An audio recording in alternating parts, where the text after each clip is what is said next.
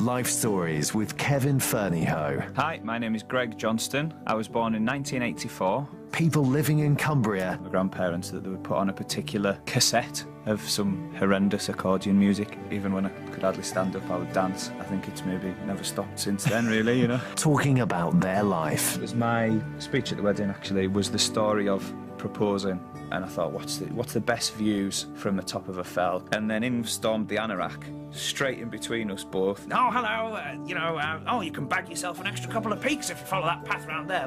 I was like, come on. The highs. And obviously she said yes. Marriage to Jill. Tell me about Evie. Evie was our first daughter. And the lows. It was a combination of problems that they hadn't seen before. Heart was on the wrong side. There was a large hole in her heart. From birth. This is very serious. To present. The pictures we've got of her smiling, or, I'd spend ages dancing with her and being silly and carrying on, and what an incredible little girl. Life Stories on BBC Radio Cumbria. This is my story. Life Stories here on BBC Radio Cumbria. This week, we're tracking some of the key points in the life to date of a fella who comes from Dereham, though born in Whitehaven. The fella in question, our storyteller, is Greg Johnston. Greg, welcome to BBC Radio Cumbria. Thank you very much. Now, the start out in life for you, I think I'm right in saying a very, very musical, a very, very sporty start to life, yes? Absolutely. Spent a lot of my childhood obsessed with football and playing out and playing as many sports as I could with my dad and friends, and certainly love music and always have done. I can also remember being told by my grandparents that they would put on a particular cassette of some horrendous accordion music, and I would dance on straight away, even when I could hardly stand up, I would dance. I think it's maybe never stopped since then, really, And Gran takes a great deal of credit for that musical prowess of yours. Tell me about Gran's piano. Yeah, so she had still has, an acoustic piano, which is, even with no musical ear at the time, being a little titch, just being able to reach it, you can make a great sound on it, as my daughter Imani does on mine now. And from banging and banging and banging, that was when my mum said, maybe you want to have piano lessons. And it went from there, and now I have a degree in playing the piano. So. Gran obviously musically minded, Mum likewise? Yeah, she plays a bit of the piano, the keyboard, and has a love for it. I think that's the most important thing that would influence me or would have me as a musician. I think if you're surrounded by music when you're tiny, it just becomes something that you love and is around you, and still try to now. Sadly for me, when it comes to the piano, nothing further than the baker's roll and chopsticks, but you can't have everything in life. Tell me about your godfather Paul, because it's through him that you became a member of the Boys Brigade in Dereham, yeah? Yeah, Paul is an absolute legend and doesn't get anywhere near enough credit for what he does. Or he doesn't want it, should we say, maybe. But he is a very good friend of my dad's and runs the Boys Brigade in Dereham, which I attended from I was about 4 or 5, I think you start, on and off, and right up till the age of 16, I think, and loved it. With your friends from the village, playing football, just everything that you would want, going away on camps. Fantastic, absolutely loved every moment of it. And as I say, Paul's a true legend who gives so much time to the lads. I think I always felt a bit special in that everyone would go there, but I knew he was my godfather. That was pretty cool. So a big part of my childhood, I would say, that in shaping me. Somebody who also played a big part in shaping you. Early life for you, very, very musical. We owe a lot to your grandma and also your mum. We have a lot to thank in your godfather Paul, the fact that you became a member of the Boys Brigade in Dereham, and that sporty start out in life. Somebody else who loves his sport is your dad Stephen, and it was he who steered you to football, particularly Spurs, Tottenham Hotspur. You're a lad from out west of the county. Geographically, how come the affinity with Spurs? Hey, you'll have to take that up with my dad. But Yeah, I guess at the time that my dad started supporting football, they were the team to follow. You know, they were the glory days for Tottenham, and my dad enjoyed them and then passed it on to me, and it's been depressing ever since. Up until recently, of course, when suddenly they've picked up. But yeah, that's definitely guided by my dad, and spend a lot of time watching football with him if we can, if we're not too busy, and been to a few games here and there, different seasons, to try and see them. A couple of times we're lucky enough to catch them at Carlisle as well. So it's a bit of a burden to bear, but Isn't that the case for any footballing fan? Whoever your team happens to be at some stage or another, they're going to enjoy experiences, the highs, and with the highs also comes the lows. yeah, true. But some people get a lot of trophies, don't they? It's a one-hand job for me, you know. Well, dream on. You were one of two. Tell me a little bit about your older sister, Emma. Was there much in the way of sibling rivalry? I don't know if there was, you know. I think, maybe I'm wrong, there would be moments where we would be at each other, or tripping over each other, or running to tell our mum what the other one's done. But I certainly don't feel like there's much sibling rivalry, you know. Emma's an incredible sister to me, and especially in our adult years, the different things that we've faced, and certainly I've faced in the last few years, and she's been an incredible support and never hesitated in just being there, regardless of what she's up to. She's there, which is brilliant, and can never thank her enough for, you know. We'll talk more about those testing times that you have experienced in recent years, and the fact that you've got your big sis Emma there to lean on as we go through your life story. Tell me a little bit about Mum and Dad growing up. What did they do work-wise? My dad is a funeral director, which is an interesting one, isn't it? It's very normal for me, but it's sort of, whenever you speak to people and say, oh, my dad's a funeral director, they're very interested straight away. My mum is retired now, and she was a financial administrator at Broughton Primary School near Cockermouth for a lot of years anyway, and she now helps my dad out by doing different jobs with him. Mum and Dad, they're shortly going to be celebrating a Ruby wedding anniversary. Yeah. Wow. What do you think, you've observed over the years, what makes them such a great team? Oh, good question. I don't know. I guess they're very different from each other, you know, and I don't know if maybe that's the opposite attract or something, I don't know, but they're very different and very similar in their outlook on some things.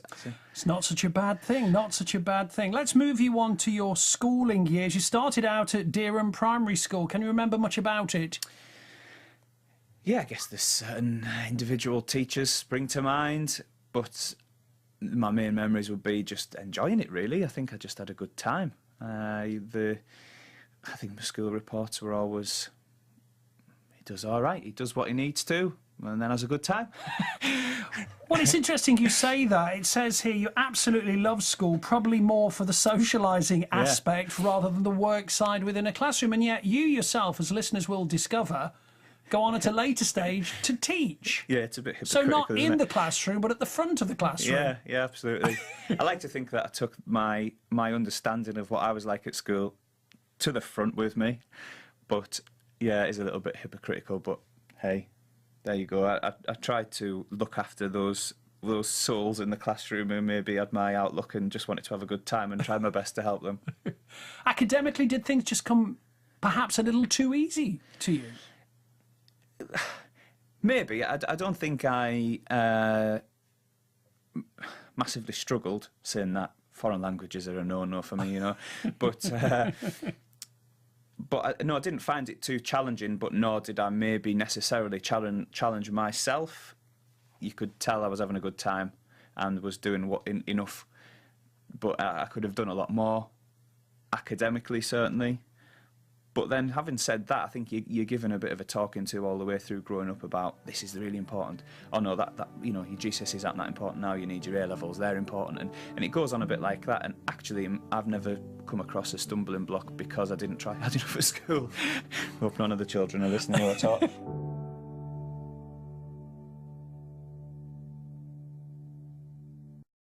Life Stories with Kevin Fernihough.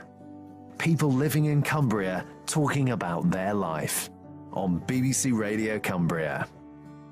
At this stage in your life, we're talking about secondary school in Keswick. Were you formulating ideas, possibly a career in music? What? Possibly. I think that was very much always in my mind. But by that time, I'd discovered Oasis, and me and all my friends were into guitar music. So I got a guitar and I taught myself how to play the guitar. And I've got this sort of taught, paid-for skill on the piano where I was actually competent, yet I would be dreaming of being in the frontman of a band playing a guitar, you know, where I didn't have the skills for. So I think that was, you know, something I chased for a while.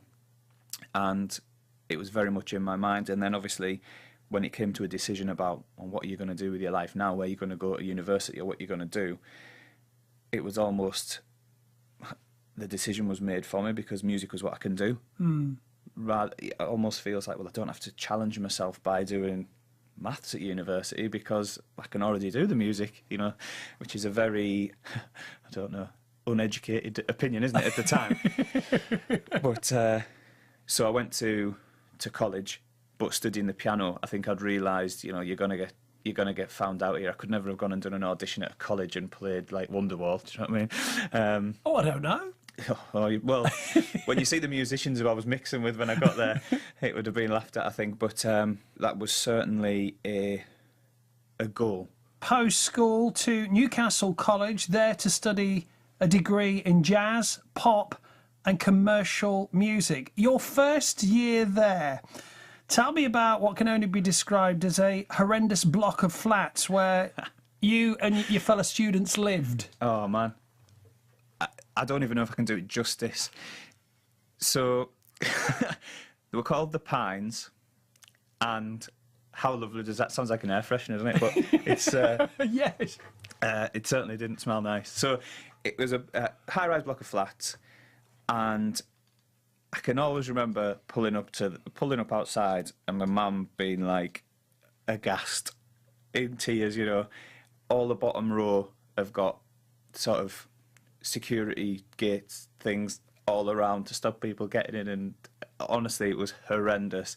In the West End of Newcastle, all sorts going on in that area, you know, but my word, did it bring us together, you know. And actually some of the people who I lived with in those flats will be friends forever. Dereham to Newcastle, big cosmopolitan city. Yeah. I mean, wow. Yeah, it was. I think it blew my tiny mind when I got there, and then I was sold on it. You know, I was very lucky actually that a lot of the people who I was very good friends with at Keswick went to Northumbria. So even though I was at Newcastle College and in the West End on my own, they were just across the city. So I was never like just hung out to dry in a city on my own. There was always a bit of a security blanket there to, you know, I could go and see them and knock about with them. But absolutely loved it, and it's such a friendly place. You know, I think of it as my second home. Spent 10 years there, and yeah, I can't. There was never a time when I thought this is the wrong decision. Early start out as a student studying in Newcastle, and yeah, it might have been something of a culture shock that first year and the digs that you found yourself in. You've a lot to thank that flatmate Tom of yours for, yes? Yeah. Yeah, Tom, who I lived with for a while, still very good mates with him now. You know, he's my best man at the wedding. And yeah, we played in a band together for many years. At college, in fact, it was a guy called Eddie Carr, who's, again, one of our best mates, who was starting up a soul band and said, you know, would you be interested in being in it? And there was different people in, different people out. And then, in fact, it was the last night of the first year of uni, we went, a bunch of us went to see this soul band that he was putting together, which I can't remember too much of, if I'm totally honest with you. It was, but it was a good night. You hadn't got your beer head on by any chance that night? Well, it was, as I say, I know where it was, in a pub in Gosforth, but, and then from then, you know, it just sort of, it took off with the band, and it was incredible. Like, what a life in playing weddings, pubs, clubs, different, all over the place. But the music was great. With your best mates, I absolutely loved it. You loved being in the band, arguably one of the high points of life today. You're going through university at this point, so it provides you with an opportunity to be in a band, the social side of things, earning a little bit in the way of extra beer money. And as a student, that is key and most essential, I would have thought. I've just got to ask, because I'm not musically minded, what is it like to be on stage, to be playing in a band? You must get an incredible kick, but at the same time, I'm thinking it must be a terrifying place to be. Well, not really. I think the first, I can remember doing the first gig with the band, and it was a bit sort of maybe daunting a little. I didn't know the lads that well then. The first gig I played in was at the Riverside Stadium. Wasn't like full stadium, man, just in one of the suites. But afterwards, I can remember thinking, like, this is it.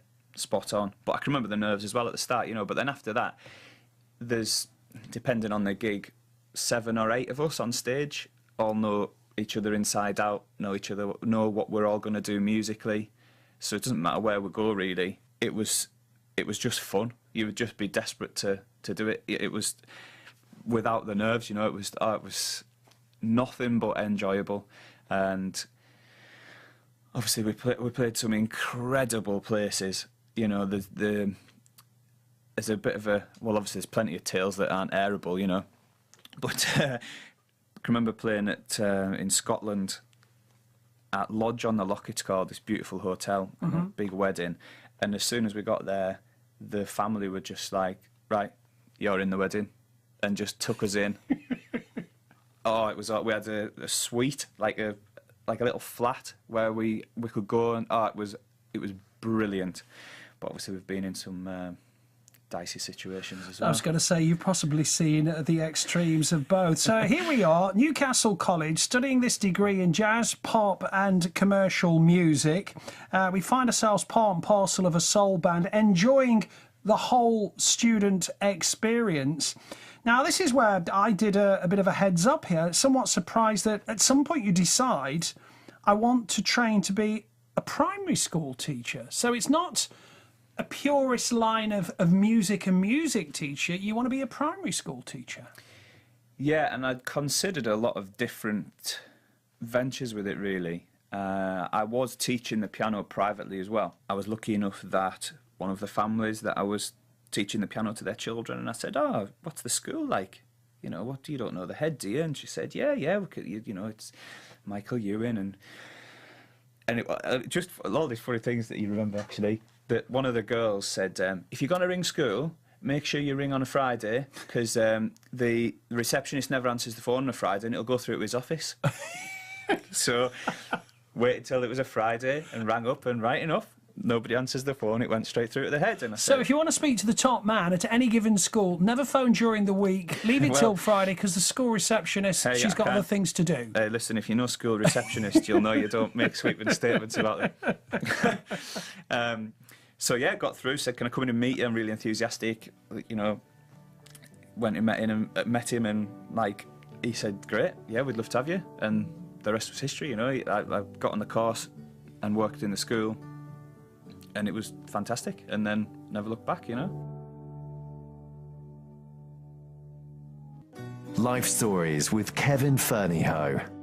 People living in Cumbria talking about their life on BBC Radio Cumbria.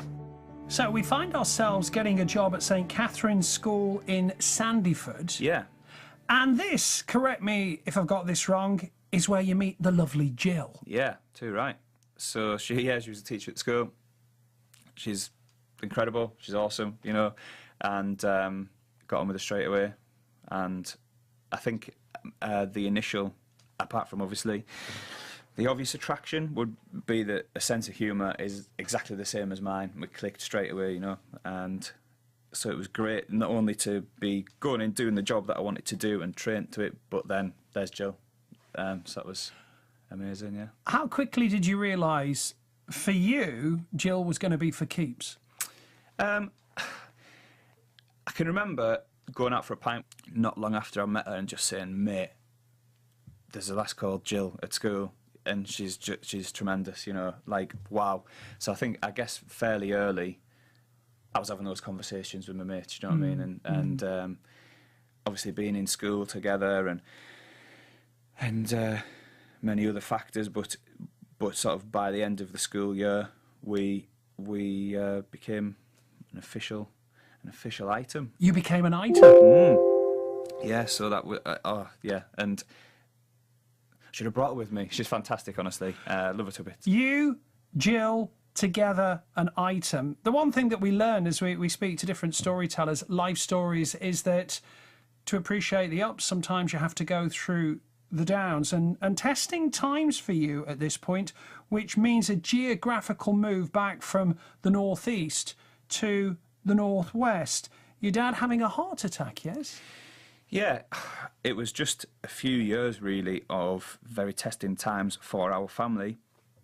And, yeah, my dad suffered a heart attack, and my first real experience, I guess, of the power of the NHS. Like, wow, you know, I was actually at home for the weekend because I was playing a gig in Workington, and he took sort of not very well. And I don't know, you know, lots of strange things happened as to, you know, but why I was there and stuff. But yeah, and obviously it's very, I've got from my dad that we don't stress. Do you know what I mean? That isn't a gear that we have. We don't stress and worry about things. So I think even in that situation, I remained calm, and my dad got sorted. You know, he very quickly got taken to hospital and was. Honestly, the NHS, I can't speak highly of enough. You know, they're just what he needed. He got the treatment, and he's fine. You know, it's a very blessed sort of experience of when you say somebody has had a heart attack. You know, that it's sort of it's a shocking term, and it's certainly I don't know what the percentages are of people who don't make it, but he's a tough character and was very well looked after. Still at this point in his life, a young man, keeping himself fit. Yeah, working too much, I guess, but what can you do when you're good at your job and you love it, you know?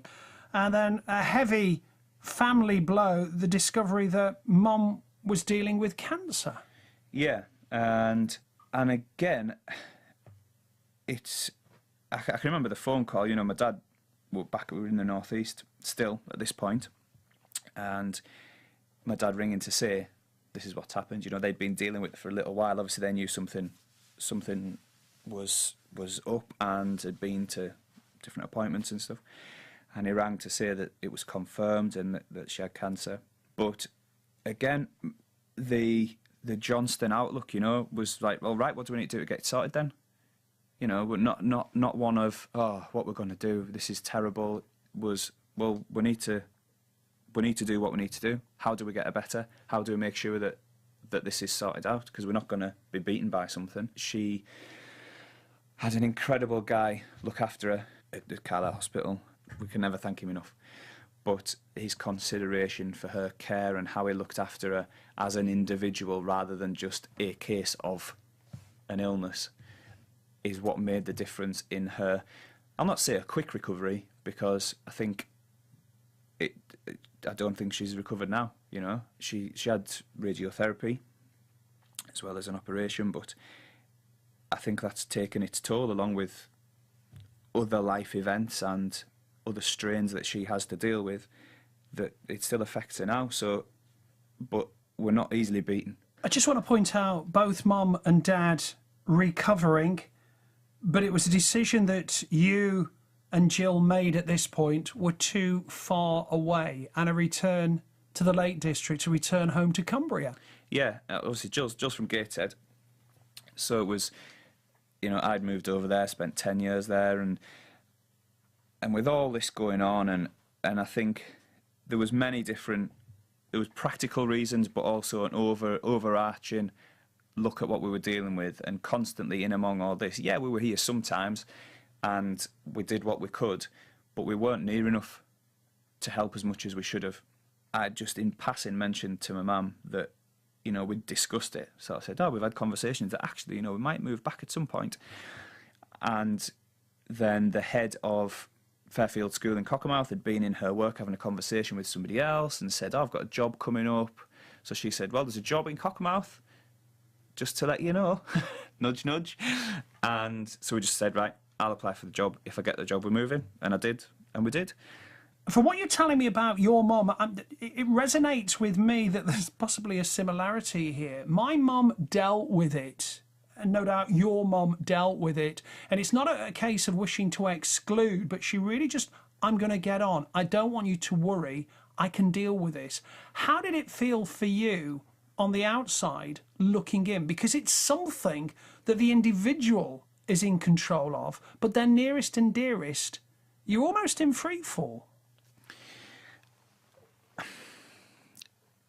My mum is a worrier by definition, almost, that, and she would worry about everyone else. But I think we all knew how massive and challenging it was for her.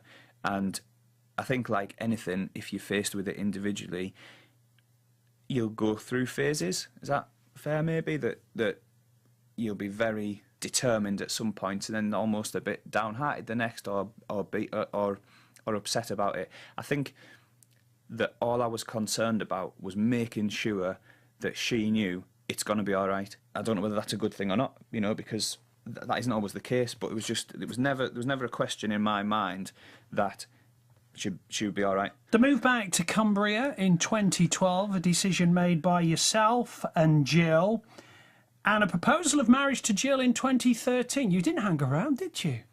Yeah, no, not messing about. Where did you propose? I proposed to her up Whiteless Pike. It was my speech at the wedding, actually, was the story of proposing. I had it all planned, it was going to be the most, romantic. We'd only just started fell walking, really, and I looked it up, and I thought, what's the best views? I planned it, little champagne bottle and all that. Honestly, beautiful. So we set off. There was a rotting sheep's carcass at our feet, and I thought, is this a sign? But anyway, obviously, you're so nervous. Do you know what I mean? Even though, sort of, why should there be? But hey ho. So at the point where Jill sussed out, what you up to here? You're being a bit weird. Something's not right. Yeah. When I'm going, how we really get on, and sort of I'm all over the place like this, and then in stormed the anorak, straight in between us. Hello, you can bag yourself an extra couple of peaks if you follow that path round there. I was like, come on. Luckily, we quickly got rid of him, and then I could actually propose, and obviously she said yes. It was fantastic. Life Stories with Kevin Fernihough. People living in Cumbria talking about their life on BBC Radio Cumbria. Marriage to Jill. Let's move forward a step or two. Tell me about Evie. Yes, so Evie was our first daughter. When Jill fell pregnant, we found out, let me think,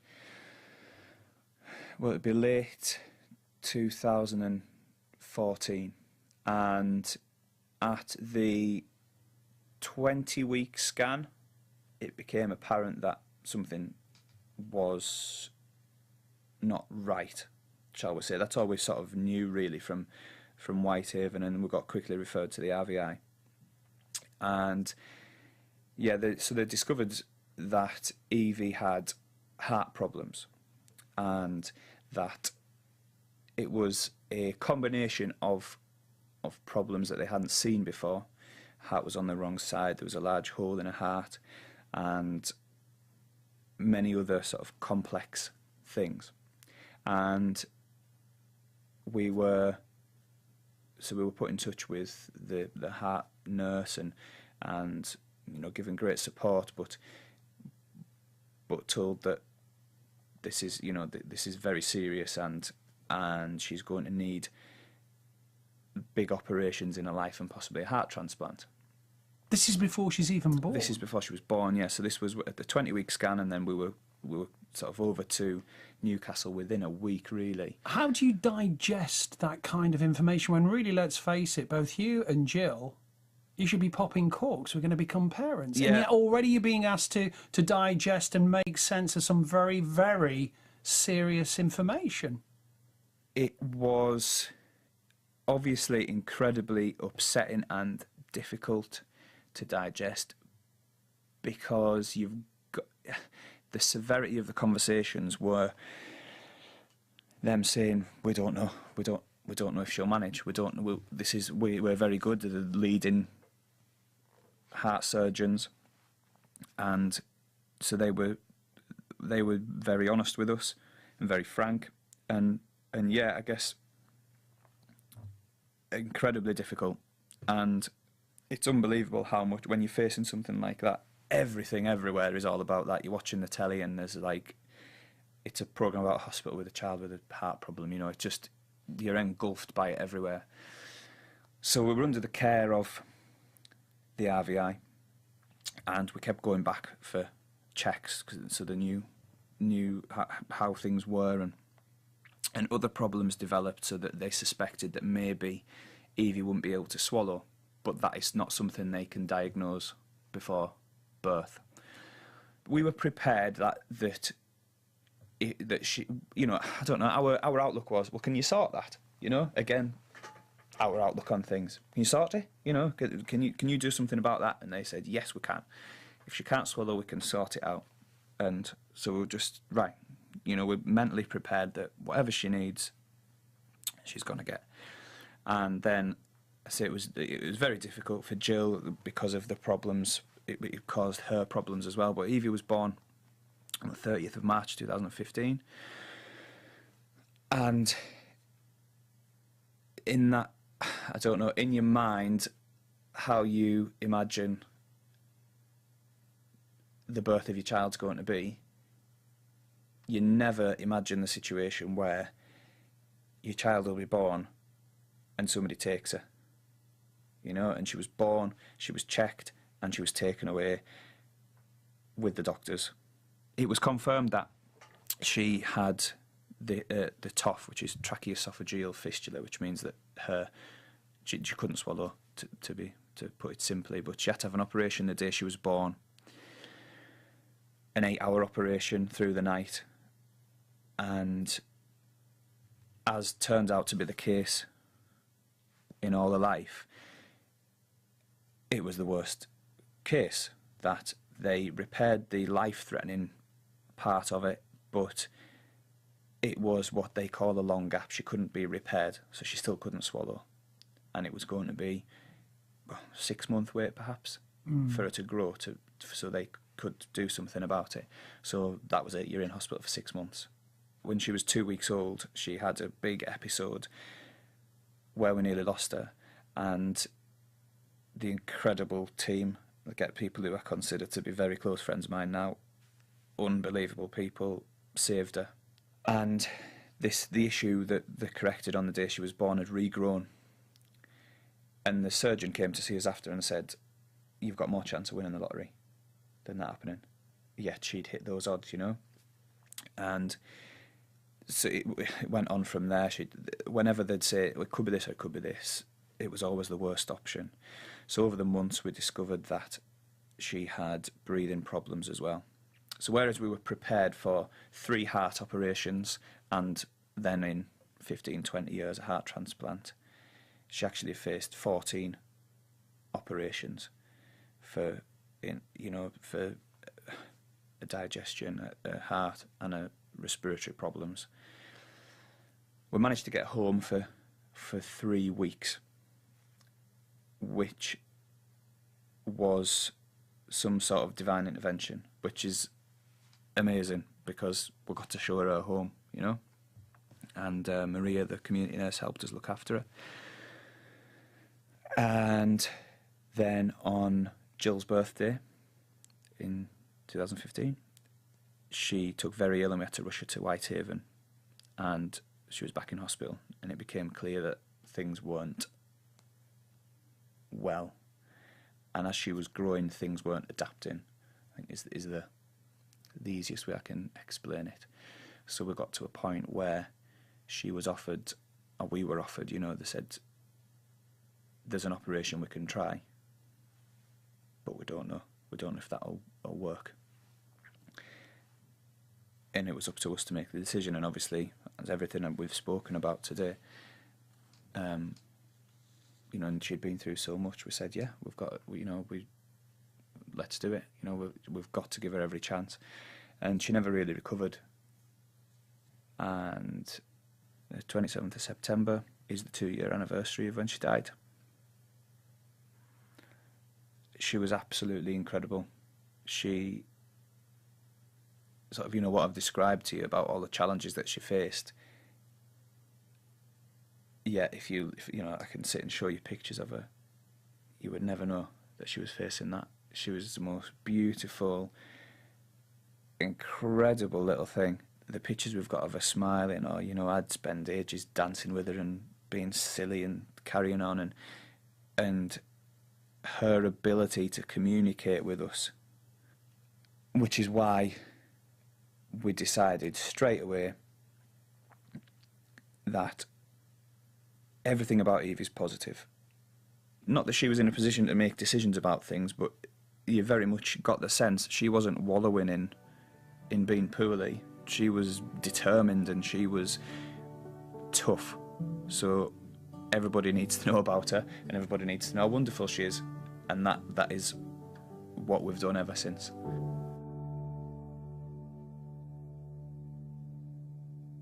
Life Stories with Kevin Fernihough. People living in Cumbria talking about their life on BBC Radio Cumbria. There isn't an ounce of bitterness or anger. And I could fully understand, and I'm sure many listeners to BBC Radio Cumbria would understand, if that was the case. For you, for Jill, why me? Why us? Why Evie? Yeah, I get that, and I'll not lie. I have my moments, and I've had my moments where I'll think exactly that. It's not fair. Why was it my little girl who had those things to face, and she's not here anymore? And that isn't fair. That she was here for 6 months.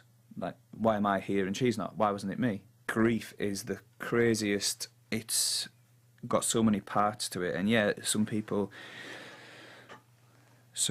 experience anger, but I don't think anger has ever been somewhere I've gone. Here's a bittersweet moment in your life story. Let's take you to the end of the year, the loss of Evie, and Christmas Day 2015.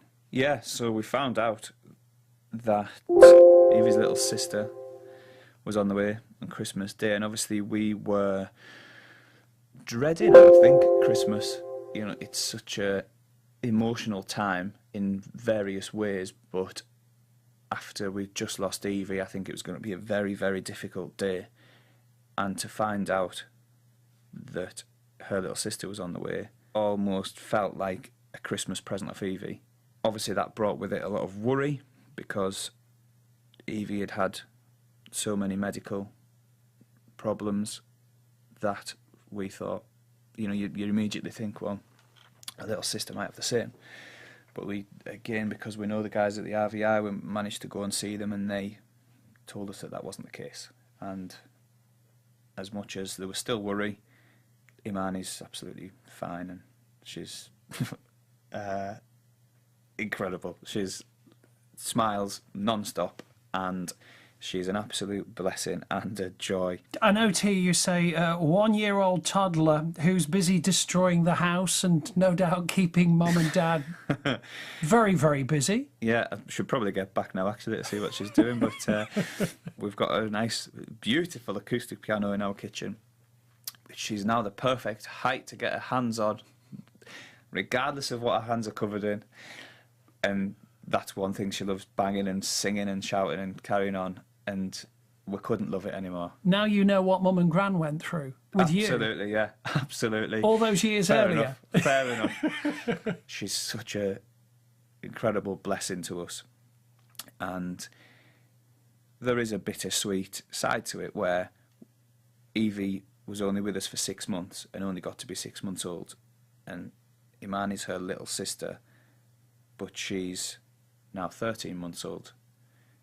And that is so strange to try to comprehend, that she's bigger and she's older, but she's the little one. It's a weird situation. Having said that, Evie very much had the air about her that she was very wise and very knowing about everything, even though she couldn't speak to us. Her eyes said a lot about how knowledgeable she was. And when Iman is carrying on and breaking things and throwing things, you think, yeah, she's still definitely your older sister. There's a beautiful line that you've written for me here. Evie isn't physically with us as a family, but she's with me every day, inspiring me. Tell us more about the charity Team Evie and what it is you hope to do to help other families that have to face what you and Jill faced. So we decided immediately, when we lost Evie, that everything had to be positive. She had to make a difference and she had to have a positive impact on the world. During the time we were in hospital, I always reported, via social media to friends and family and everyone else what was happening. And so many people gave us support that way. And I also used to call it Team Evie. When we started with our efforts to say what we're going to do to help other people, it had to be Team Evie. Originally, our target was to raise £1,500 to buy a heart monitor for a local family, because that's what a local family had done for us. And when we were at home with Evie, we had a heart monitor so that at night, if anything happened, an alarm would go off and we could wake up and help her. We've since gone on to raise over £100,000. But our idea is that from our experience and from the knowledge of the people who we work with now, we identify gaps and we fill them to make a difference to sick children and their families. When children are in an accident or taken very ill and they're rushed to hospital, we provide parent packs so that obviously a parent just drops everything and rushes to hospital and can end up hundreds of miles away with nothing, and they're obviously only bothered about the child. But so our packs give them the bare essentials to survive in hospital for a few days till they can find their feet and they can just concentrate on their child's care. We also provide iPads for staff training, which benefits all the hospitals in our region. When children are spending time in hospital, we provide book libraries of over 600 books, and we've done that for 5 different children's wards. The benefits of reading to children is massive when they're poorly. One of the things we get great feedback about is the children's ward at Carlisle. We've provided thermos mugs. So stressful time where you're rushed into hospital and all you want is a cuppa, but you can't have one. Well, now you can, because you've got a thermos mug with a lid on and you can still sit with your child. And so we do lots of things like that for in hospital. We also provide all the equipment for a special baby group in Whitehaven where vulnerable children can go and know that everyone understands that their child actually isn't that robust and needs extra caretaking. And we also, for those families who've lost children, we have bereavement support, because what a lonely place it is to have lost a child. So hopefully we are making a huge difference to people. There's no doubt that you're making a great difference. I know earlier this year you left full-time teaching. You're now the chief executive of Team Evie. You're keen to move forward, focus on growing the charity, raising more money, helping more parents. It's awful that any parent should have to go through to endure what yourself and Jill went through. But what a legacy for Evie. That is what inspires us, coming back to what you said earlier, that I'd said she's not with us, but she inspires me every day. She is still with you each and every day. There's no two ways about that. Yeah, exactly. And when I'm sat at my desk working, I have a huge picture of her next to me, so she's there keeping an eye on what I'm doing, make sure I'm doing everything properly. But also everything we do is mentioning Evie all the time. And that is a massive challenge for a bereaved parent, that people don't want to talk about your child. It's such a difficult area, or people worry about, oh, if I say their name, they'll get upset, or if I mention it, oh, nobody knows what to do. However, everything we do is about Evie and for Evie. So even when people don't realise it and they just say Team Evie because it's the name of the charity, they're saying Evie. Everybody's talking about Evie. Her little green heart, that's our logo, is all over lots of children's wards, and everybody knows about her through the amount of love we've got for her, and we'll never stop doing it. Yours has been an incredible life story for somebody so young to have come through what you have. I can only thank you, Greg, for sharing from the heart what it is you have been through.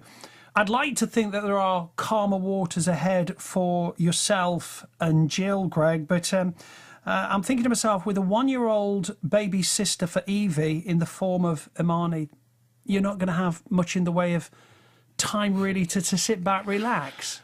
No, but then having Imani tearing around the place and laughing and filling the place with smiles is exactly what we need. And the reason Team Evie's got so big is because we never stop. We never stop working, we never stop thinking of things, and our house is a hive of activity. We've got Ronnie Barker, the dog, as well.